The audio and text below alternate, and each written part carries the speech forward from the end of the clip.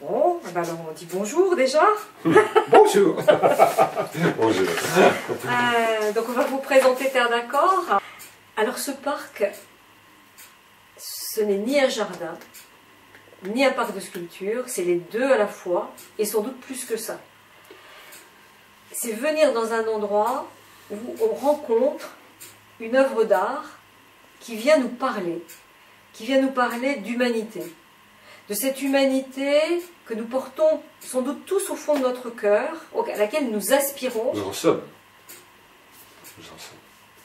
Oui, vas-y. Oui, c'est cette humanité que nous voudrions faire advenir. Alors on se perd un peu en ce moment, on a l'impression qu'on n'y arrive pas, mais en même temps, on est en chemin. Et cette œuvre d'art, elle vient nous dire, voyez, regardez, c'est comme ça le chemin, et c'est vers ça que vous allez, vers cet endroit où les hommes peuvent trouver une harmonie avec eux-mêmes, une harmonie avec les autres et une harmonie avec la nature.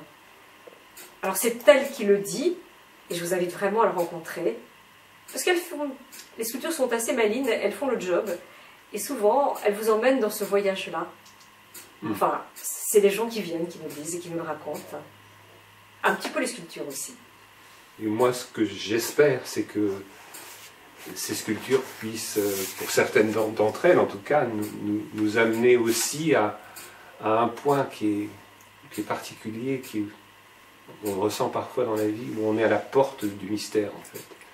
Et voilà, certaines d'entre elles, enfin, c'est l'effet qu'elles peuvent avoir sur moi en tout cas, moi je ne parle pas pour les autres, je ne sais pas, mais nous emmener comme ça, nous approcher, nous faire approcher la porte du grand mystère de la vie.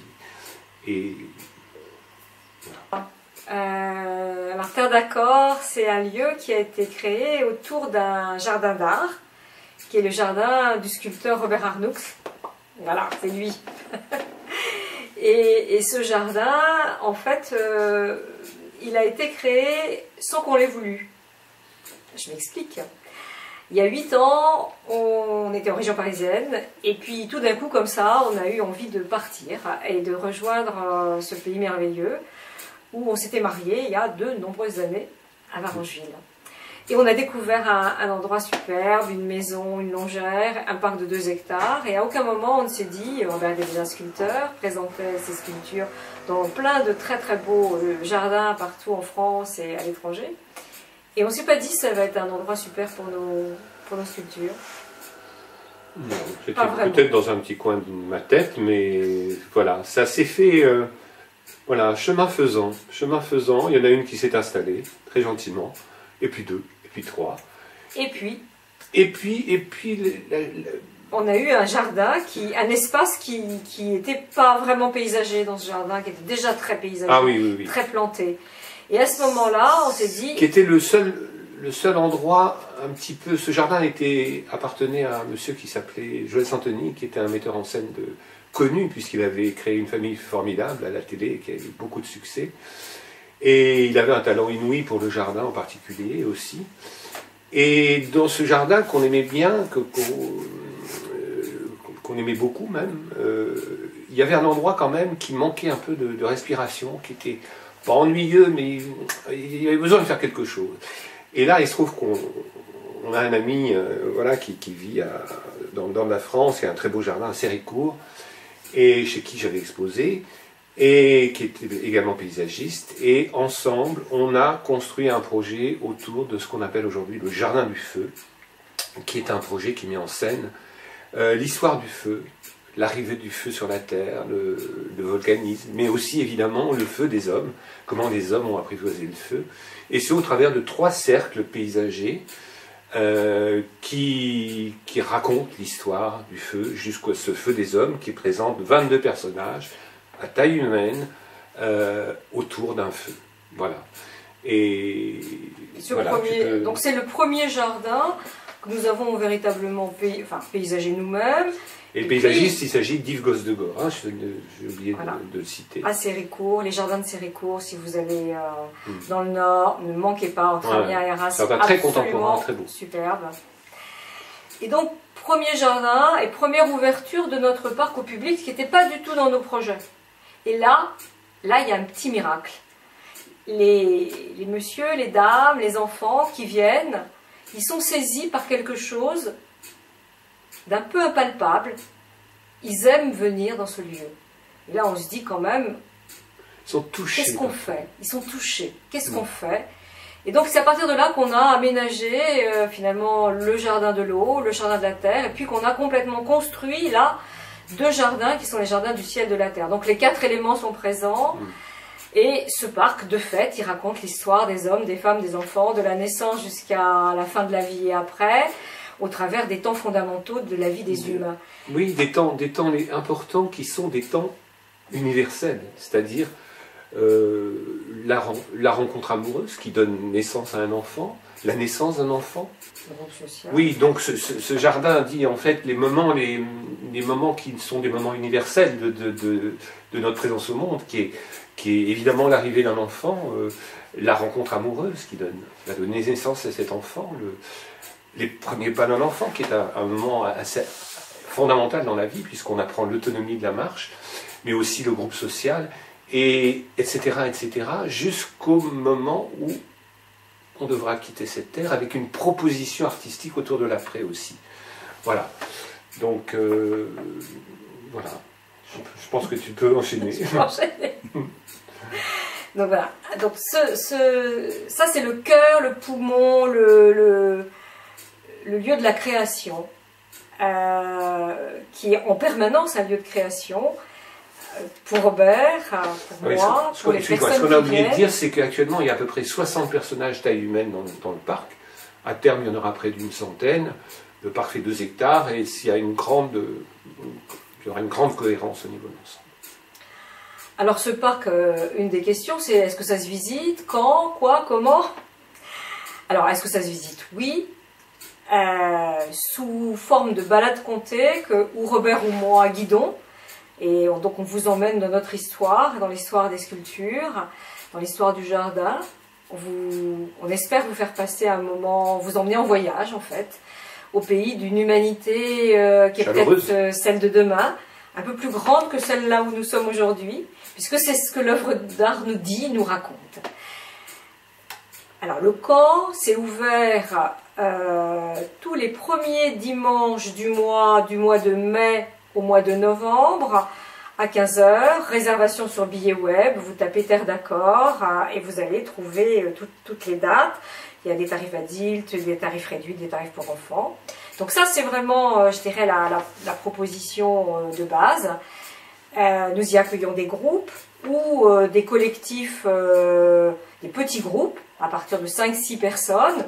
Si vous êtes moins, c'est le même tarif que 5-6 personnes. Mais c'est quelque chose sur rendez-vous qui peut s'organiser. Et puis, nous avons aussi d'autres façons de découvrir, de respirer avec le jardin, qui sont ce qu'on va lancer cette année, qui s'appelle le festival Terre d'accord avec un S, puisque c'est la rencontre entre ce lieu d'art, ce jardin, ces sculptures, et puis un ou des artistes. Donc aujourd'hui, 4 temps forts. Un premier temps fort au moment des rendez-vous du jardin avec un multi-instrumentiste, Jérémy Natache, qui nous fera du handpan, et puis qui nous fera ça le soir, la nuit, qui nous permettra de découvrir le jardin la nuit. Oui, voilà, on a fait un gros travail depuis 2 ans de mise en lumière du jardin, des différents espaces, des 4 jardins en fait. Oui. C'est très beau. C'est franchement très beau et assez féerique. Enfin, c'est pas moi qui le dis, c'est beaucoup de gens qui nous ont dit ça, et c'est vrai qu'il se passe quelque chose de fort la nuit. Et comme le jardin, pour le voir en lumière au mois de juillet, au mois d'août, c'est à partir de 10h30, 11h, il y a une proposition artistique avant. Donc, 3 juin, une autre date, 22 juillet, une autre date probablement le 29 juillet, et puis une autre proposition, mais dans la journée, mais tout à fait, on est très heureux de ce partenariat. C'est avec la compagnie Infine, une compagnie de la région, qui est une compagnie de danse aérienne, qui fait 2 créations, qui a choisi 2 lieux dans le jardin. Et ça sera un après-midi au jardin le 13 août. Vous pouvez venir à partir de 14h30 jusqu'à 18h30, rester plus ou moins longtemps, et vous verrez ces scènes de danse aérienne au jardin. Plus un goûter, parce que quand même, si vous restez longtemps, on s'occupe de vous. Ils avaient investi l'abbaye de Jumièges l'an dernier au lever du soleil. Il paraît que c'est un spectacle assez fascinant. Et puis, ils ont un très très beau projet pour l'année prochaine, mais ça, c'est une autre histoire. Chez nous. Donc ça, c'est vraiment deuxième façon de goûter le jardin. Troisième façon de goûter le jardin, des activités. Alors, on est en train de construire notre programme, donc regardez sur notre site internet, www.terredaccord.com, c'est tout ça. Bravo. Il est drôle, vous l'avez remarqué. Pas toujours. Et donc, tu vois, j'ai perdu le fil. Ah, oui, c'est comme ça. Il faut suivre, ma chérie. Il faut suivre. Il comprendra après. Donc, une autre façon de découvrir le jardin, ce sont des activités pour vivre le jardin. Alors, des activités, ça peut être des temps de méditation. Moi, je guide des moments de méditation au jardin. Ça peut être du dessin. On a un jeune artiste brillant qui viendra donner 3 séances de dessin au jardin. Ça sera dans 3e semaine de juillet, 3e, 4e semaine de juillet. On a également une collaboration avec une professeure de yoga, Isabelle Perrier, qui est dans la région et qui aime le jardin et qui fait à Saint-Valéry et qui fait de très belles séances de yoga au jardin. Alors bien sûr, s'il pleut, on a une solution de repli. Et puis on a encore 2-3 choses qui sont en train de se créer. Et tu ne vas pas tout raconter non plus. Non, mais par contre, ce que je vais raconter, c'est qu'on a encore une autre proposition, une autre façon de venir vivre le jardin. Tu sais qu'ils vont se lasser les auditeurs. Là. Mais on peut quand même pas ne pas dire que c'est aussi un lieu d'accueil pour des stages. Donc, ah oui, il fallait le dire, c'est vrai. On accueille des stages de méditation, de yoga, de géométrie sacrée du vivant, plein de choses de cet ordre-là. Et on accueille aussi des entreprises pour des séminaires entreprises, du team building ou des séjours. Voilà. Et puis des individuels, des particuliers qui ont le privilège d'avoir accès au parc librement, ce qui n'est pas possible autrement. Venez nous rencontrer. Si tout ce qu'on a, donc tout est présent sur le site internet. Pour les événements, c'est sur billet web, la réservation ou l'achat de billets. Et puis, vous allez trouver mes coordonnées. Il y a aussi mon site. Et le site de Robert Arnoux pour voir les œuvres plus spécifiquement. Et puis, on vous attend. Avec grand plaisir, avec joie.